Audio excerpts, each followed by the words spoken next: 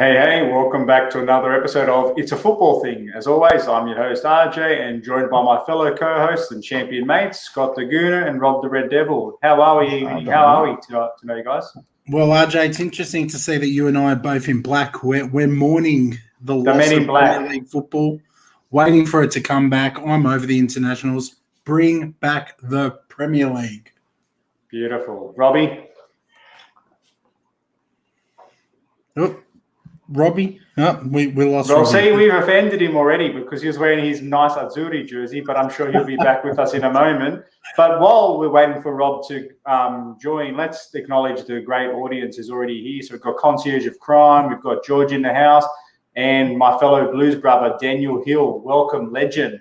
Great to have the gang back together. But look, Rob's going to join us in a moment, as we said. For me, I've made no secret that I obviously prefer domestic football over international football. And speaking of our ambassador for international football, Rob is back with his Azzurri jersey. How are you, legend? Good, boys. I have to admit, as I was saying, me, I love my internationals, but this week has been a bit of a bore even for me, and I'm looking forward to the domestic and Premier League return on Thursday. But it is what it is, and I'm looking forward to always talking football with you lads. Absolutely. Tom as well. Welcome, Tom. Welcome, Ben. Welcome again, George. The banter's already started, hasn't it? Oh, for sure. Boys, I'm going to put it on the table. I have not watched much international football at all during this period. I just haven't been able to get myself buzzing for it. But have there been any results in the last couple of days that have stood out for you?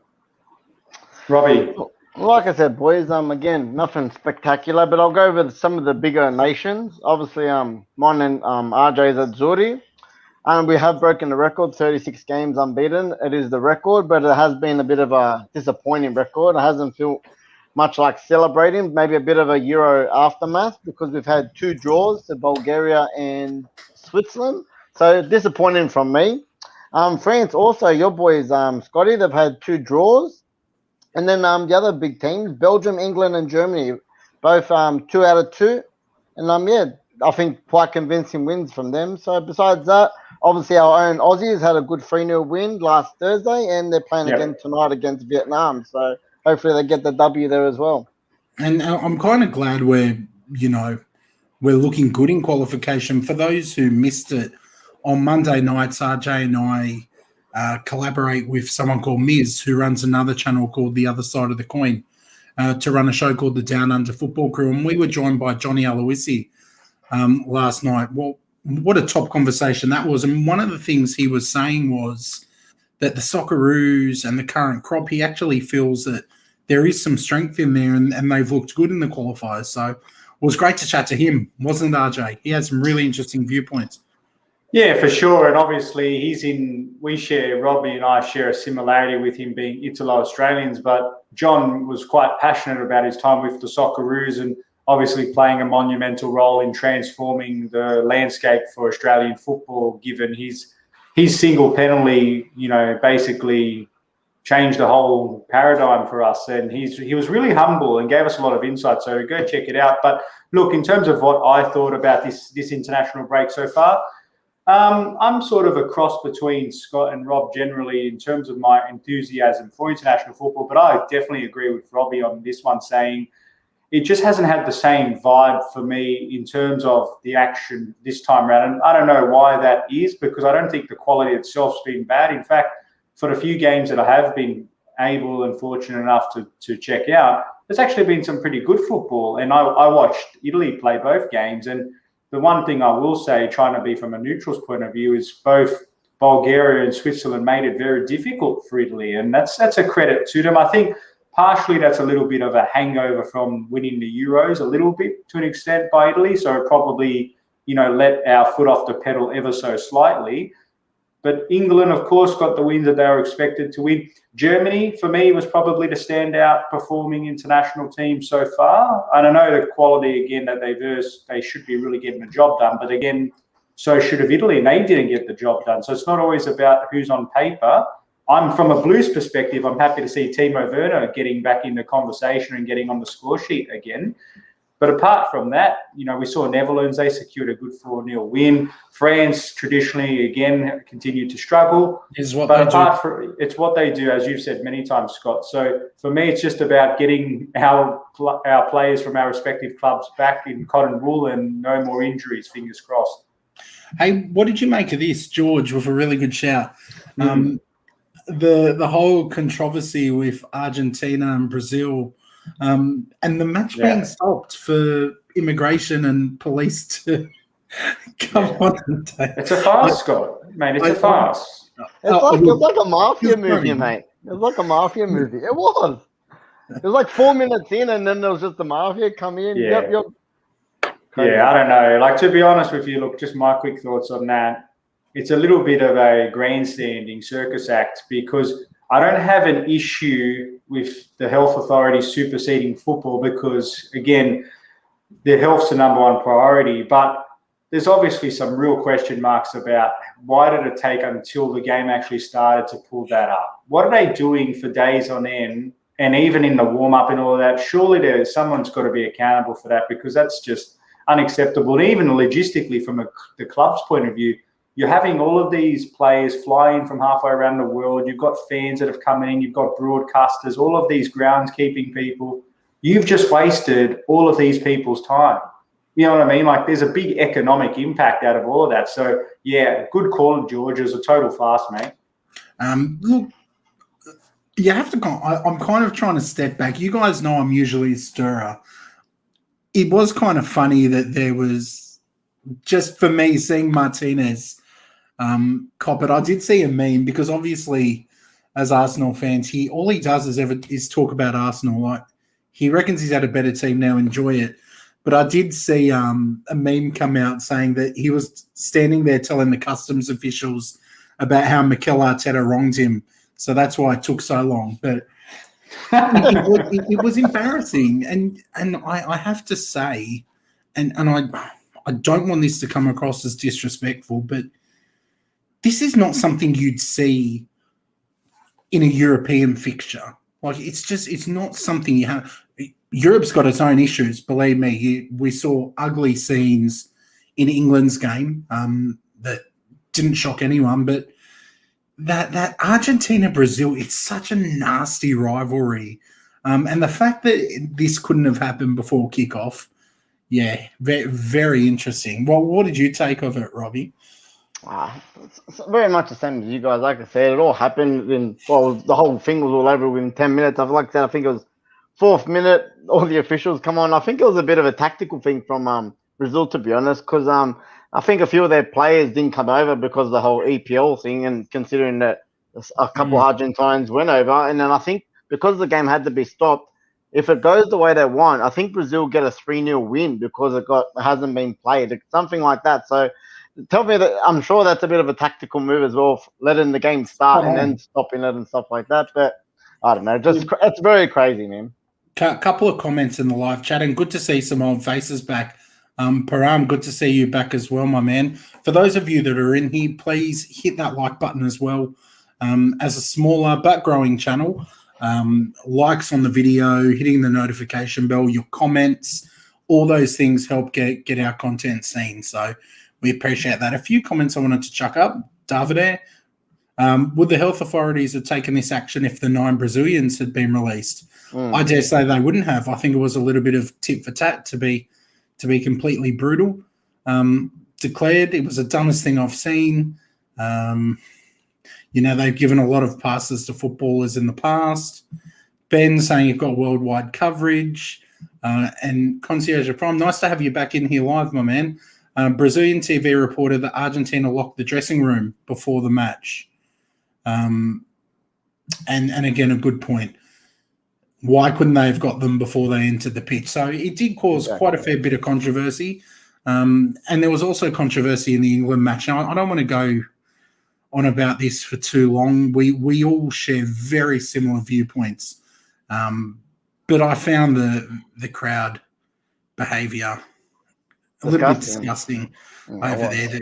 To be honest, it was very targeted. They knew exactly who they wanted to boo, who they wanted to target, who they wanted to make feel uncomfortable. So it was probably the first time in a long time I've been stoked to see England win, but a brilliant performance by Bukayo Saka too. Doesn't get a lot of respect from opposition fans. He's not one that gets put in those, golden boy discussions, but 8 England starts, 4 man of the match performances.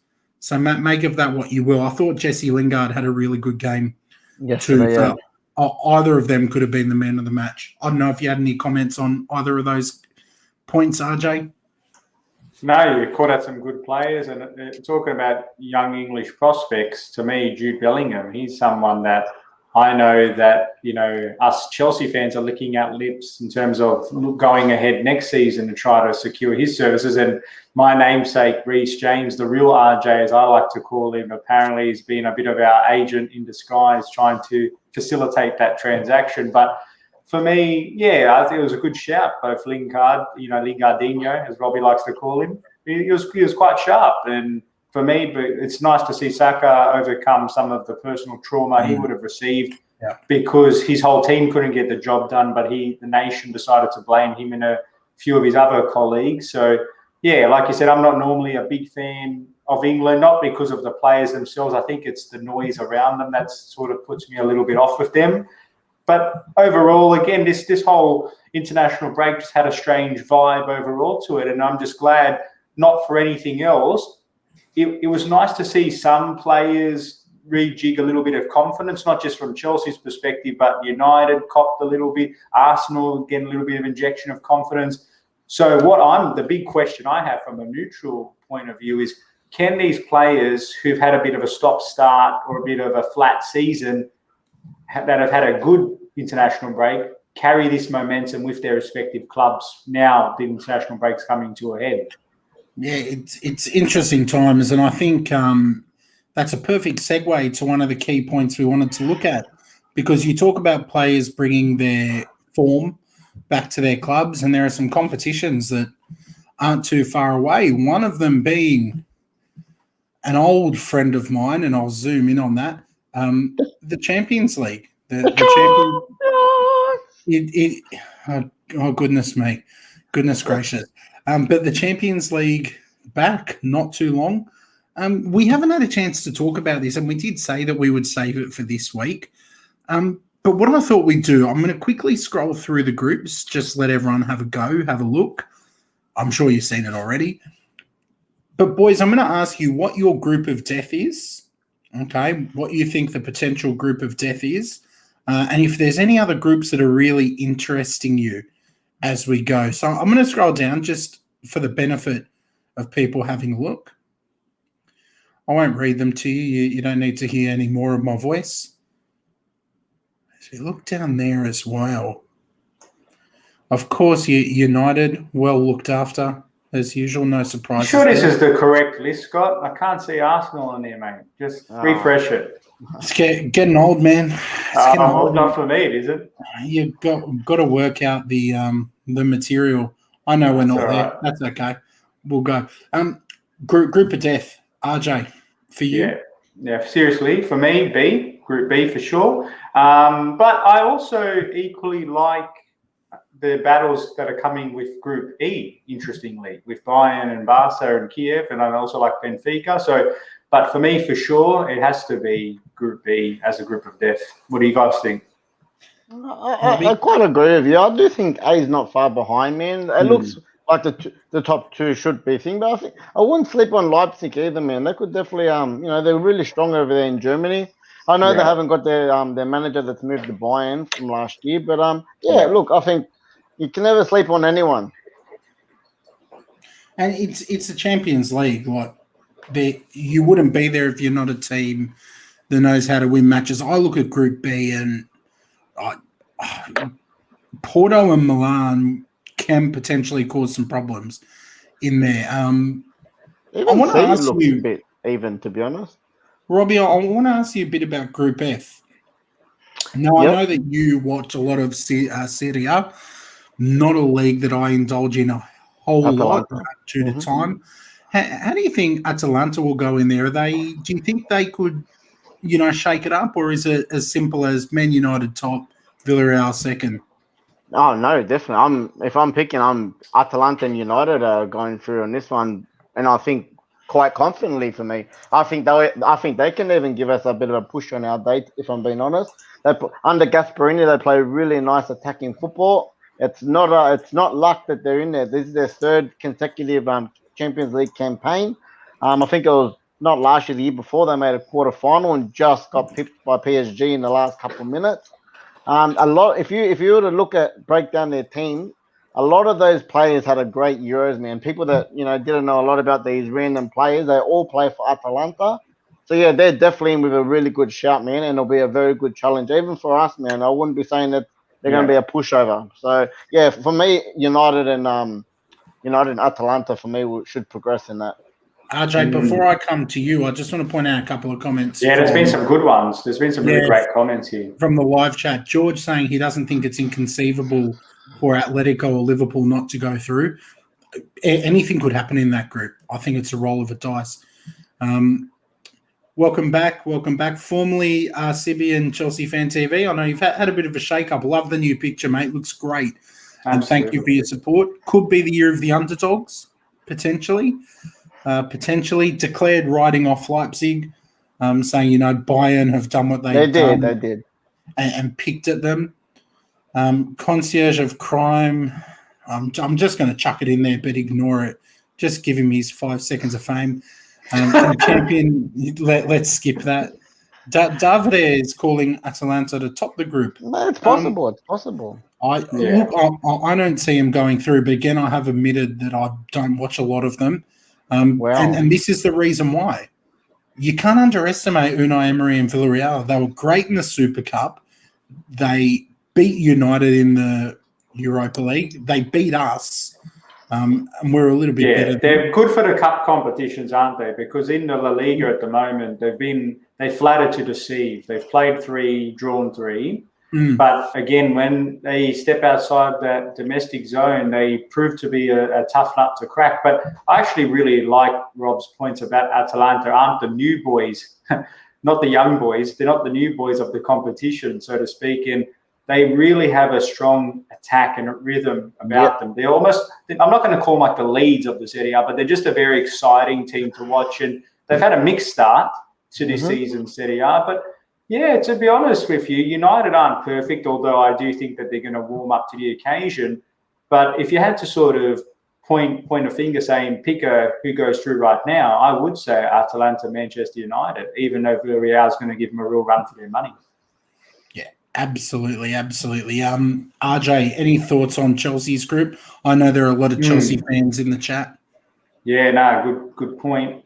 Let's call it how it is. This Juventus isn't the same. I don't have the same fear factor, but they do. I think they will become a better team for having Ronaldo left because it's not about him anymore. It's about the team. And I really have seen Locatelli play the other week too, even though they lost to the new boys Empoli. They were pushing hard. And I think by the time that game rolls around, I think we play on the 30th of September, if I'm not mistaken. It should make for an interesting clash being the first one in Italy. So for me, I expect us to top the group because that's the expectation being the European champions. But the first couple of games, again, Zenit, Juventus, could shake a few surprises. I expect probably in this order of how the group will finish up, to be honest. And I agree with you too. I agree with that order as well. And I see Zenit. Zenit's a tough away trip, though. Yes. It's certainly not an easy away trip, but I'm not staking any case for them to get out of the group. But what about Group E, Scott? What about Group E, mate? I'm keen to get your thoughts because I said that was my second, not group of death, but other group that I'm with the magnifying glass. Look, to me, how it sits now is how it'll finish. But Bayern to top it, they're a juggernaut. Bayern Munich too good. Barcelona, a bit of a comical mess at the moment with their finances and what's going on behind the scenes, but I still think Barca have enough to be moving past Benfica and Kiev. So, yeah, they're my quick thoughts. I don't know if either of you feel differently. Robbie? Yeah, I'm kind of the same, man. Look, I wouldn't mind if Benfica done a bit of an upset on Barcelona, but I still think if you look at their team, yes, they've lost their main man and they've lost a few players here and there, but I still think they've got quality there, man. Like they've still got your Usman Dembele's, you still got Memphis Depay, who I really think will have a big season. I think they will get through, man. So I think Bayern will kill this group if I'm going to be honest. But I think like by halfway, they'll probably have a couple of matches to go and they'll top the group with ease. So yeah. All right, boys, we've kind of unpacked some of the key groups there. I can see that Dan's made a big shout in the chat. He said PSG won't win it. Dan, I want you to tell me who will. If PSG won't, I want you to tell me who will. Concierge of Crime saying Barca won't get out of the group. I still think they've got too much quality. Yeah, I agree. You don't need to get Dan to answer that because it'll just be in 3 words, back to back. That's how he's answering it. Just the kind of last question before we wrap up the Champions League component. Who's going to win the Champions League this season, boys? And live chat, you're part of the family. Tell us who you think will win the Champions League as well. And don't you dare type not Arsenal, Concierge of Crime, or I'm kicking you out of the channel. I'll bring you back in. Thanks, man. Who wins this, RJ? Are you confident back to back? Look, I've got to be confident. It's cup competition. It's for us. We've bolstered. I'm not going to sit here and say that the competition isn't more fierce this season because obviously PSG have stocked up incredibly. Man City with Jack Grealish, that's going to be an extra added force to be reckoned with. And like you brought up, Bayern, a juggernaut. So, but what gives me confidence is not the fact that we've been there, won that, but it's in the sense of having someone like Tuchel in there that knows how to get us up for the big games. So I'm quite confident that provided we don't have a mass landslide of injuries and suspensions all at the same time, that I think that on our day we can take on anybody, and that's not being arrogant. It's just being reflective of the confidence I have in what we're building here. So, but that's my heart. If they said let's take Chelsea out of the equation, who's next in line for me? I'd probably say split arrow down the line between City and Bayern for me. Mate, I'm just happy you got off the fence and actually made a shout for once. I'm always doing that. It's not like you. Get new material, mate. Get new material. Well done. Robbie, who wins it for you, mate? Does Ronaldo bring it back? No, well, look, man. For me, I'm hoping United. I want a quarterfinal out of this United squad at minimum. Anything less than a quarterfinal, and I think that's a failure. I really like our squad, and I think we could really build into it. Like I said, I think we should top our group. Hopefully, get a good round of 16. It all depends on the draw at the end of the day. But yeah, I'm hoping for at least a quarterfinal. Again, this one I think is I don't normally every year there's always like a favorite. For me, I've already said I agree with the boys. I don't think PSG are going to win it. My crazy prediction the other week is City's not going to win a trophy at all this year. So there's 2 big boys out. Juventus is not the same Juventus. Barca's not the same as Barca. So, yeah, I guess Bayern sitting there. It could be a random, but look, I have to say, I hate saying it, but Chelsea, again, under Tuchel and their team, after they've strengthened again, they could go back-to-back. They've got all the stuff there to go back-to-back, and they look the goods as well. So, yeah, I do think an English team. So I've already eliminated your City. So, I think one of the English teams have enough to go all the way again. Look, to me, I'll keep it short, sharp, and sweet. PSG. They, beyond Messi, you take Messi out of that team, they have still added immense quality. Hakimi, who is linked to a number of top European clubs. Donnarumma, what a keeper to have. Ramos at the back. Sorry? He hasn't played yet. Mate, our backup keeper is Aaron Ramsdale, and he cost us an arm and a leg. Well, imagine having that guy as your backup. I do think he'll play as the season goes, but to me, Ramos and that winning mentality and that leadership and fight that he brings, Messi's got an absolute winning mentality. They've just got a lot of winners, and I think that squad and that attack. It's interesting, but it is interesting. They've got a lot of individual winners, but collectively they're not. You know what I mean? Like they're the bridesmaid of the whole party, aren't they? For now, they've added some significant pieces though, and they with time they could click and take it to a completely different level.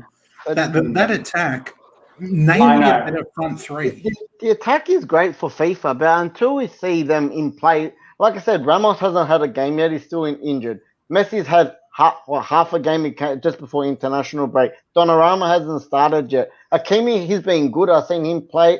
He's a great player. But like I said, PSG have always had quite a good team. And yes, they've added another 5 amazing players. But these players not once have played together yet. They've got to get that chemistry.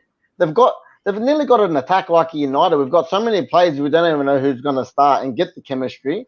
I don't think it's just going to be as easy as, like I said, on FIFA, this team wins the Champions League easily, but as RJ likes to say, you can have a team full of stars, but it doesn't mean you're going to do anything. I think Concierge Crime made a good point about the egos too, because my question mark for them is, yes, Scott, definitely that's a safe bet in terms of the star power they've got, but I think if the peripheral hits the fan and they go down, like I'm quite keen to see what their resolve is like, you know, because you've got Ramos, perennial winner. You've got Messi, been there, won everything. You've got all these class players, but when the push comes to shove, will they gel at the pivotal moment? But it's definitely not a wild card option, put it that way. Look, and I dare say you look at most of the big clubs, every club's got its egos. Yeah, and every club's got... This is the best. These guys are stars. Big contenders like the Ronaldo addition to United, for example. Now he is absolutely top class. He's a guy that should make any team contenders in any cup. But we also know he's got an ego on him, and if things aren't going well or he doesn't like decisions from Oli, I could see that potentially turning just as toxic as PSG. I don't think it will, but I'm just saying that potential's there. Even at Chelsea, I mean, Thomas Tuchel is going swimmingly at the moment, and they're one of my top favourites. But there have been some strong managers who have lost dressing rooms at Chelsea Football Club before. So, I mean, the ego thing is good, yeah, but this is a Champions League. But it's also the same star powers have never been in the same realm as PSG. You've got Neymar, Mbappe, and Messi. At Chelsea, you don't have the same 3 elite players all competing for that superstardom. So, you know, put a free kick situation. At Chelsea, you know it's going to be more than likely Marcus Alonso or Mason Mount. You put a free kick situation, yeah, Messi's the one who gets it, but how do you know that Mbappe and Neymar aren't going to be the ones there crossing their arms saying, that should be me because I'm the star of this team? So I know what you're saying. It's just not the same to me. Time will tell, guys. Time will tell. And that's the beauty of the Champions League. You never know. I'm going to show, I'm not going to talk through them. I'm just going to show some of the shouts from the live chat for Champions League winners. And we'll go from there. Just quickly flick through some of these. A few shouts from Manchester United. You're right. Dan making the call back-to-back. Param making a great call. Luck and chance always. And no shortage of controversy either in the Champions League. So I can't wait to see what happens. I'm sorry if I've missed any in the live chat, but we will move on with the show. Can I butt in for a sec? Yeah, mate, absolutely. Boys, I just want to say the live chat, really good for an international break. We've nearly got 20 people, so a big thank you. And I've got a quick challenge for you guys in the live chat tonight. With the whole theme of the international break and the Champions League, my challenge is name the 5 players to have scored in the Champions League and a World Cup final. So it might be over in 30 seconds. It might take the rest of the thing. Try not to Google it. I trust you. I want to see if you can get them all before the end. I know it, Rob. One moment, please, Rob. I've got it. I know there's some smart football fanatics in here, so a bit of a challenge. Don't cheat. I want to see how they go. I'll give you a clue. None of them scored in the final for Arsenal. Actually, except for Sol Campbell. But they haven't been in a World Cup final. Let's move on. We're very quickly going to put up the Europa League groups. We are not going to go through the Europa League groups in the same depth. I think we just put them up. We'll have a quick scroll through. and we just make our calls on who wins this, or maybe who one of the top contenders are. Let me just zoom in on that a little bit, gentlemen. I can't even read some of these names, so I'm not going to attempt it. But having a look there, and I really like the Europa League, not because it was our second home, but I think there's still a good level of competition in there. And you see some of the smaller teams kick up a gear. So when I look at those groups, my eyes straight away go to Napoli, Leicester. West Ham's in there? West Ham. Surely Lazio's got to be a big shout. Lazio, the Mr. Sarri. Sarri ball? Yeah, well, we've had that shout already. Lazio to win it with Mr. Sarri. What do you boys think? Is that the man? Is that the team that does it for you? Yeah, it's going to come down to squad depth. And I agree with you, Borgie. Like I said, I know we've appeared in the last couple of years in the Europa League, but there is some good teams in there. And especially after the group stages, when you get the Champions League rejects, it does heat it up a little bit more. But look, I don't mind Lyon either, man. Lyon's always there or thereabouts. You know, they're a fair shout. Again, Napoli, depends if Napoli are going to take this seriously, because Napoli always have a good squad, but every time they're in the Europa League, they're one of those teams. They don't. They just put their B team out and they don't really care. So, like I said, it depends how serious the club really wants. I'll probably keep a bit of an eye on Celtic because Ange Postecoglou, just to see how he goes in the European competition. But yeah, I think it's a hard one, man. This one, PSV, there's a few good players in few good teams in there. No, I agree. Look, for me, there's a couple of factors here. It's about you said squad depth, so yep, I agree with that. For me, and you also touched on this, it's depending on who drops out into the Champions League. If there are any surprise teams that you thought were going to progress but didn't, and need to really use this competition to save face a little bit. But also, it's about how the bigger teams in these remaining stages, how they're faring domestically. So if you've got Napoli and West Ham, let's just, for argument's sake, they're challenging for top four.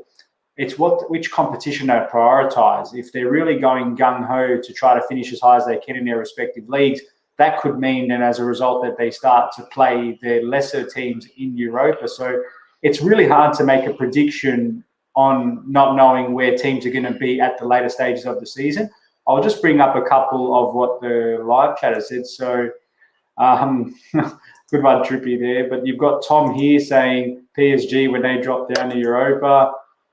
So there's a few here that are quite good. But look, for me, if I had to put a bet on it, and I'd say I'd lock in Lazio at this stage, because I don't think they're going to go the full depth in Serie A this season just because of how widespread the competition is. But I really like them, and I think that they're going to go very far in this comp. Yeah, look, I wouldn't be shocked if Leicester made a real good tilt at it as well. It's always hard to kind of call a winner of this tournament until the Champions League teams have dropped. So looking at who's here, I would really like to see Leicester take it up and really push on in this comp, because Brendan Rodgers can get some good results and he's a good manager. His teams just seem to taper out at the end, but I would love to see them go. So. Yeah, no, for sure. Like I was saying, Scott, it just depends on how far these teams are going in their respective domestic comps as well, because that'll surely be a factor. Yeah, and Robbie, I can see you've had some responses so far. You said we've got 4 out of 5.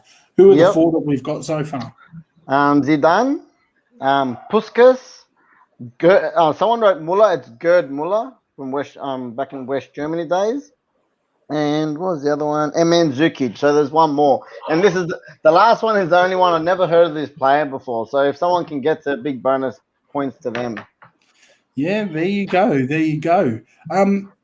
Gents, it came out kind of this week, and it's not the first time. This isn't necessarily solid breaking news, because this news has come out earlier in the year, but we've never really had a big chance to chat about it. Now, this is being pushed by Arsene Wenger, if you believe the reports, but FIFA pushing, with Wenger's involvement, to have a World Cup every 2 years rather than 4. What do you make of that? Now, when I think of that, ever since I've kind of been a little kid, the World Cup has been every 4 years. You've got your kind of stages. The first couple of years where it's the qualifiers and it's just, yeah, come on, let's get closer. Then you've got the hype that builds the year before. The squads get announced, you get closer. And then you've just got this tournament that is an absolute festival of football and probably the pinnacle for all football fans. Like, I hate international football, but you put a World Cup on, it's a different specimen. I don't know if I like this suggestion. Now, I'm going to predict, because I'm going to go to you first, Rob, and I know you're a creature of habit. You don't like change, Robbie. You like the status quo. You're a traditionalist, and that's not a bad thing. How do you feel about this? Borgie, you took the words in my mouth. Number one, I hate it. Hate the idea of it. Number two, I don't. If it's not broke, don't change it. And I'm a traditionalist. Like you said, the World Cup is every 4-year event, and then we have the whole Euros every 4 years on the even years and stuff. So I don't know why. Number one, all I see is it's greed. They just want to pump more things for all these TV rights. Number two, player welfare, man. I don't understand how they just want these players to continue. Like, they're gonna kill these players. It's money. It's a terrible idea from me, man. And it just, I can't see it happening. I can't see it getting over the line. And as I said to RJ, he put up a poll today. I said these top-notch people come up with just greedy and stupid ideas. Like, it wasn't that long ago they were talking about changing the rules and this and that. I just don't understand all these new things they want to bring. Leave the game as it is. Try and fix up the little things in the game that we're having issues with, like your VARs and stuff, and just leave everything else be. So, yeah, I'm not a fan of it at all, man. RJ, your thoughts?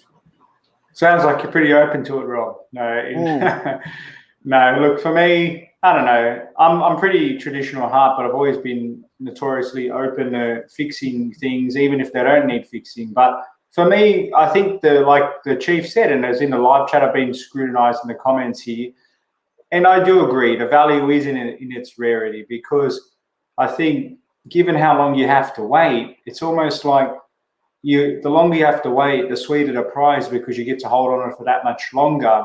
But what confuses me the most is how does it impact on other concepts? How would it interrelate with the Euros? How would it interrelate with Copa America? How do these things all tie together, but all at the same time not dilute? Because I think if you wanted to have a balanced conversation on this, is I can see on one hand the notion that the World Cup qualifiers aren't as entertaining, and this would fast track a lot of that.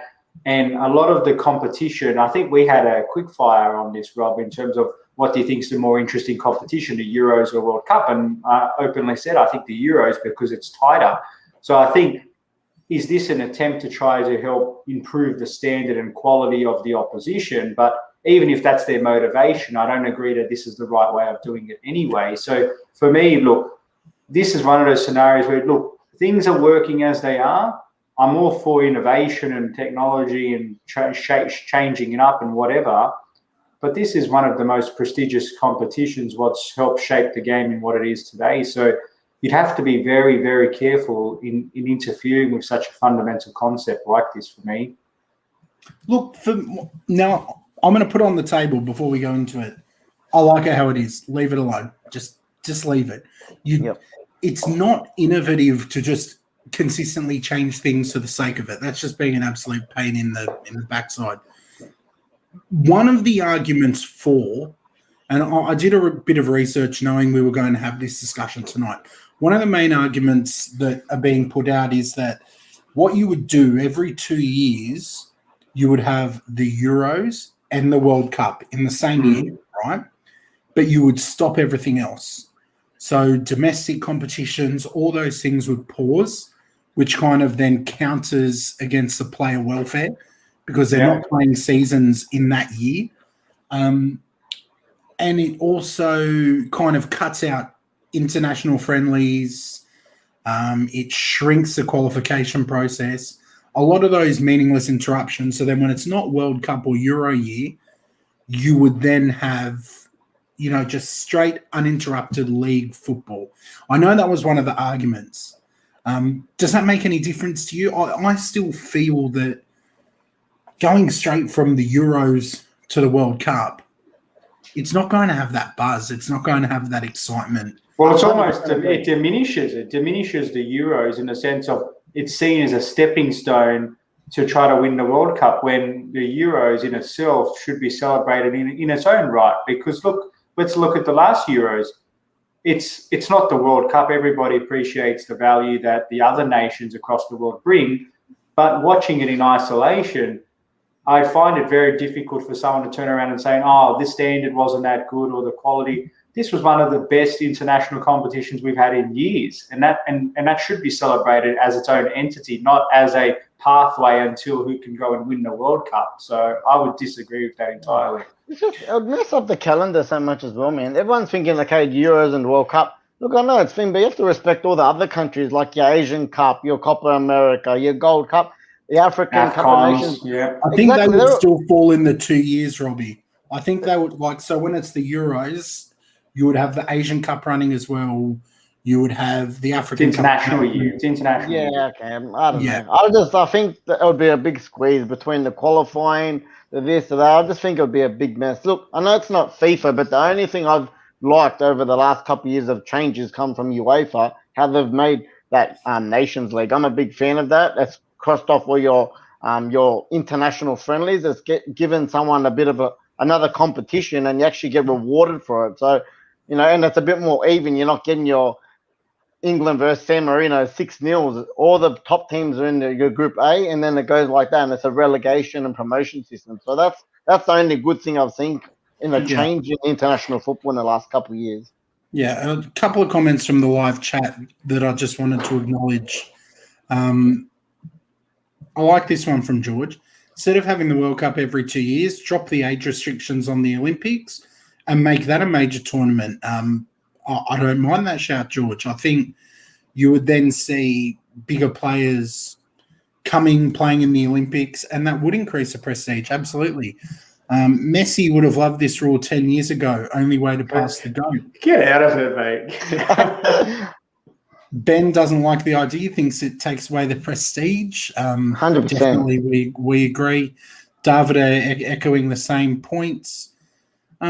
Yusuf, and welcome back, Yusuf. Nice to have you here again. Saying it's an interesting idea, but 1 year without the Premier League is, look, not something I'd support either. I struggle when it's a week without the Premier League. So, but it's something that we as fans need to kind of be aware of, that these conversations are happening. And at the end of the day, it does always bubble down to money. The European Super League bubbled down to money. Everyone said it was about greed. But you need to understand that UEFA, FIFA, just as greedy, just as driven by money. They're not driven by a love and desire for football fans. I was going to say, Scott, unlike it's a football thing, it's a finance thing for them very much. And you're naive to think that they're doing it for the passion, because they're using the vehicle and us as the money supplier to fuel the bigger picture from them, which is return on investment. So, look, they'll badge it any way they want to say that this is going to benefit player welfare and give more fans more action, all of the nice excuses. But the reality is the balance sheet. They've got companies, they've got investors to satisfy, and this is just another means to satisfy that. Bottom line. 100%. Robbie, did we end up getting the fifth player? We didn't, so I might as well announce it because I don't think anyone's in it. His name is Zoltan Sizbor, I think. Played for Barca and Hungary. Zoltan. Yeah, Zoltan. So, I thought that was just a bit of interesting, considering that we were covering both them. Bit of a theme question, and I know there's a few people in the live chat that like a bit of a trivia. So, that was a bit of fun. Yeah, good fun, mate. Good, well done, Robbie. International football correspondent and trivia game master. Mate, your job titles keep increasing on It's a Football. Could update that Twitter handle, Robbie, I think. 100%. Yeah. RJ, over to you, my man. Yeah, well, look, this is the time in between the domestic seasons. We've openly admitted we'd prefer to celebrate the Premier League and all the other ones, but for what it's worth, we've enjoyed tonight's episode because we've had a real cracking set of conversations on the UCL, Europa League, the international recap, of course, Robbie's trivia, and then the big debate on the World Cup sort of time frame. But this wouldn't have been possible without the great live chat. And before we wrap things up, some final thoughts, Robbie? Look, yeah, again, thanks to the live chat on an international break. Wasn't expecting such a good turnout. I'm pumped for Thursday night, boys. In domestic football is just around the corner, so I hope to see you all then. Beautiful, Scotty. Yeah, for me, just looking forward to Thursday, guys. And to all the people in the live chat, we are back on Thursday, same time, same place. You know where we are. Make sure you get your partner's phone, subscribe on there too. We would love to hit 400 very, very soon. And if your children, wives, partners, best friends, even take your boss's phone and sub them, they'll love it. But let's try and get to 400 ASAP. Beautiful. Well done. Well summarised, boys. I'm not going to keep it much longer. Again, a sincere thank you to the audience. We hope to see you on Thursday, and hopefully we can celebrate 400 subs. But until then, stay safe and take care. Ciao.